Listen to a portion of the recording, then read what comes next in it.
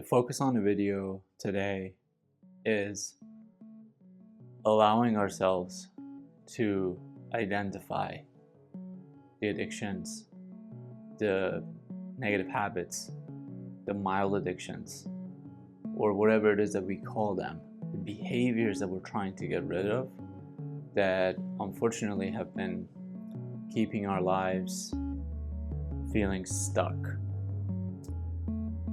Now, this is an important step because most of us will deny, most of us will lie to ourselves.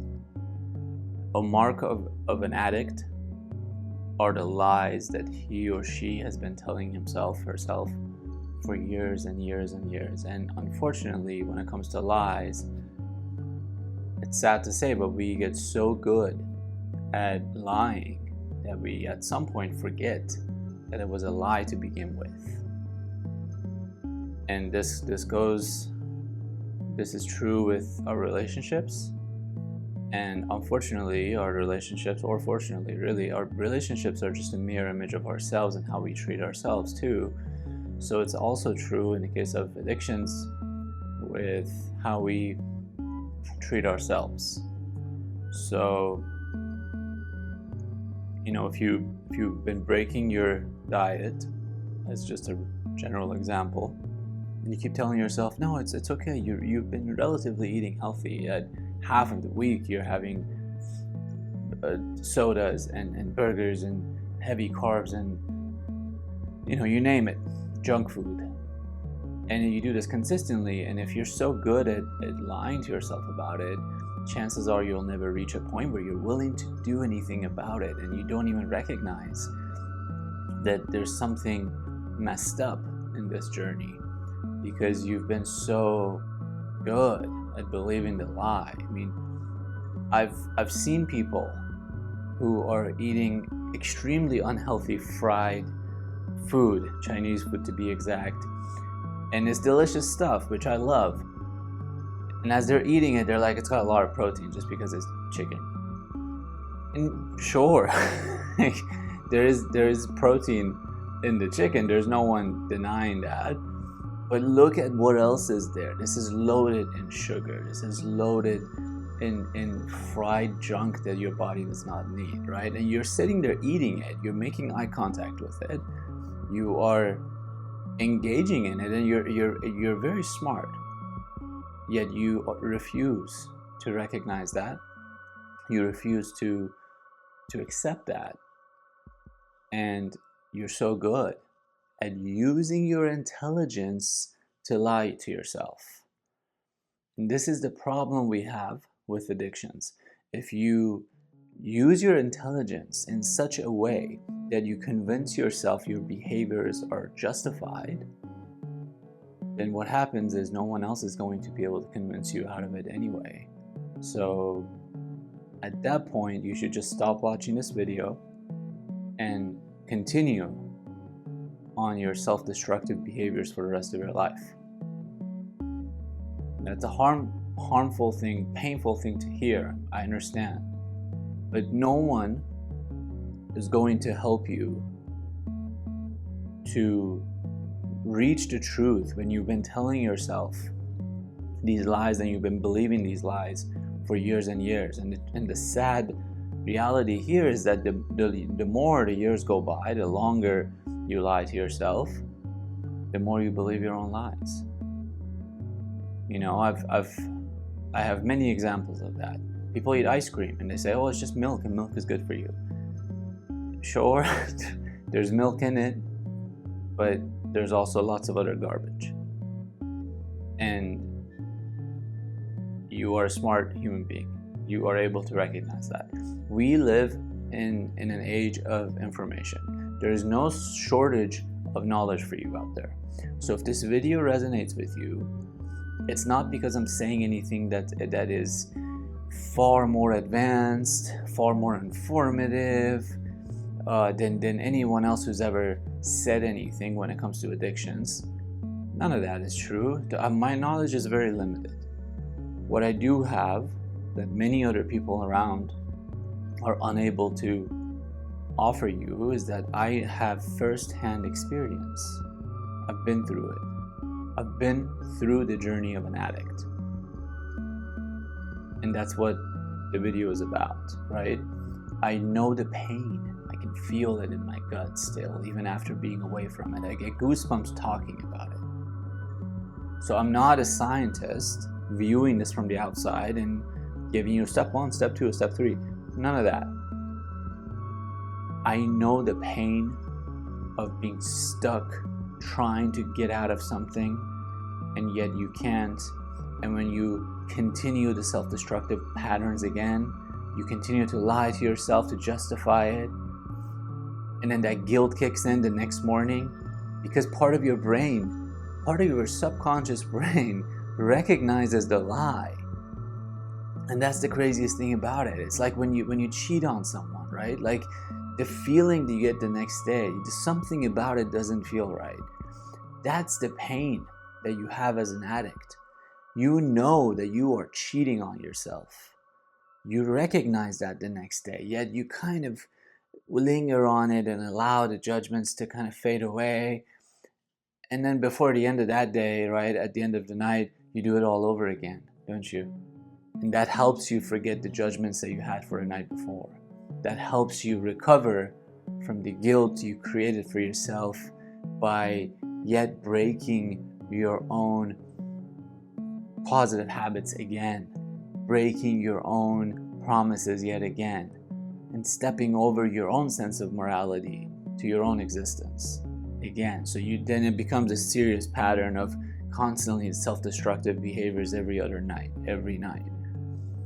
And the only way to get rid of, release the guilt, get rid of that pressure that you have on yourself because you know that your life can be far greater than that, is to continue on the journey because it numbs you out,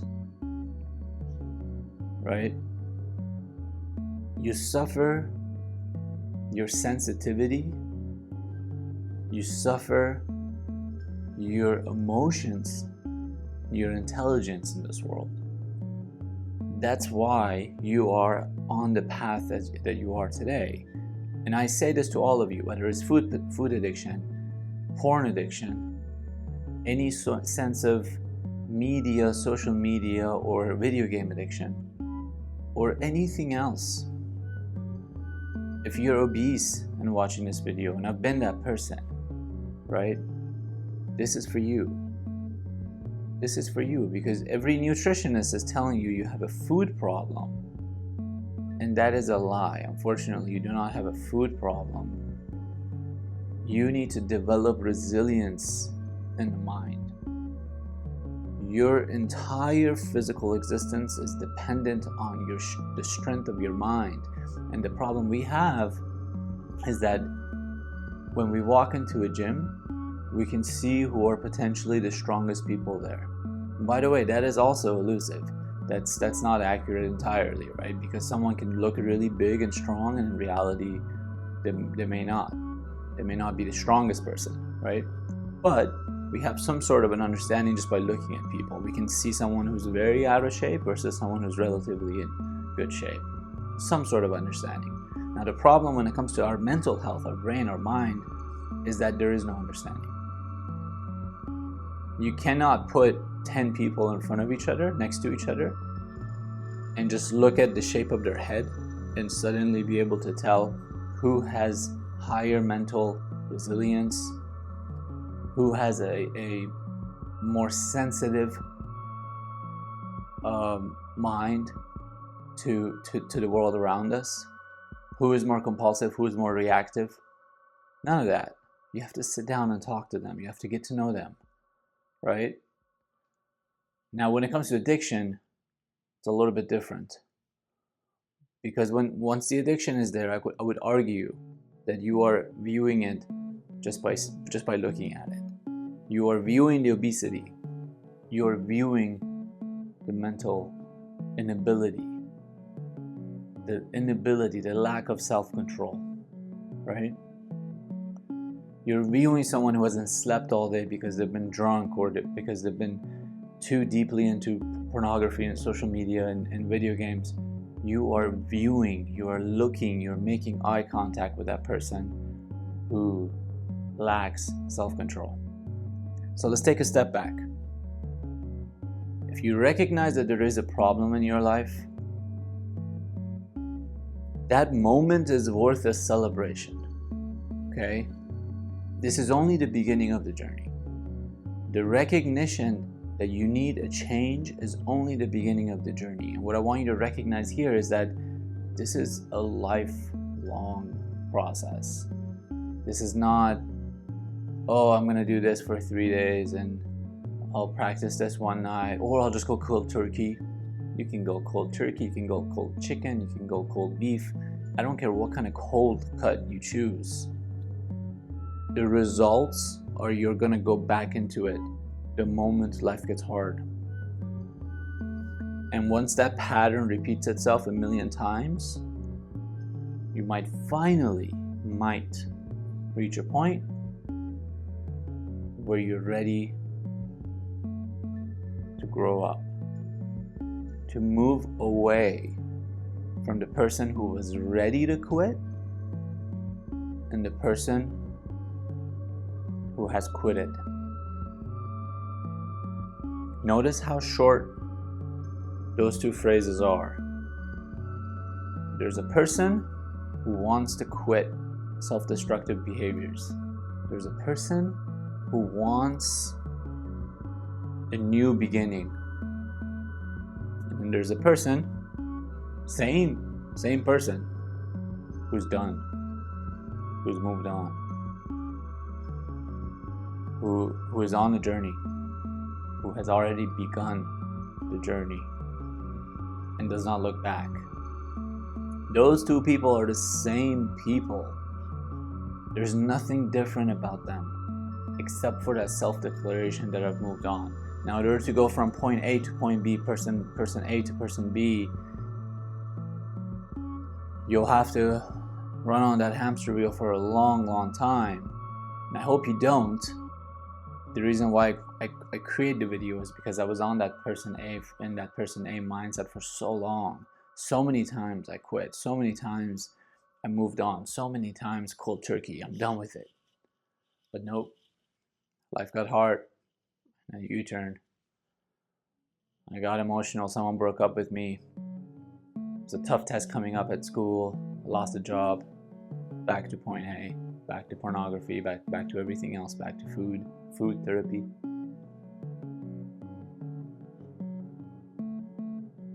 The person A and person B are no different. It is the same analogy as the mental resilience that you cannot view in somebody else's through eye contact with somebody else, right? There's a level of growing up that happens here between these two characters. And I wish it was that easy to explain. But the most important part, the part that is important and valuable to explain through this video is the judgments. Because as person A is trying to become person B, as person A is finally ready to move on, and then yet you go back, you fall back into your position again and again and again. You constantly relapse. The judgments kick in. I'm not good enough. I knew I wasn't gonna do it. I knew I wasn't gonna make it. I keep trying and it's not working. Something's wrong with me. Whatever those judgments is, you need to let them surface and then evaporate. Surface and evaporate. There's an art to handling the judgments through self-destructive bad habits, negative habits, and addictions. These judgments will be there with you. They will surface as they wish. And it's a huge rabbit hole of a conversation in itself to understand where do the judgments actually come from. We don't need to worry about that. What's more important is allowing them to come, allowing them to go. Allowing them to come, allowing them to go. Because every time you go 3 days without the addiction, every time you go 1 week without the addiction, 1 month without the addiction, you are one step closer from going from that person A to person B, the person who's done. And although there is no difference there, you have to go through that journey of failures constantly and constantly. And the judgments will come. The judgments will do their thing. If you allow them to linger on too much, you lose the sight of your path. You're on a journey. And on this journey, you are meant to fail. What's more important than to focus on the failures, to recognize the failures will be there. And even if you are going to fail at it every day for the rest of your life, you're not going to stop. You're always going to try. You're always going to persevere. So allow the failures to come. Allow the judgments to come. Brush them off. Keep going. Allow them to come back next time you fail. Brush them off. Keep going. The path of an addict is a daily journey of struggle, a daily journey of self-awareness in our mind to bring ourselves back into the present instead of thinking about the drugs and the food and the porn and all that. It's a daily commitment to becoming the best version of yourself. And that's what I'm here to help you with. You have to lean into that friction yourself and explore and carve your own path, because no one is going to be able to carve your path for you. Thank you all for watching.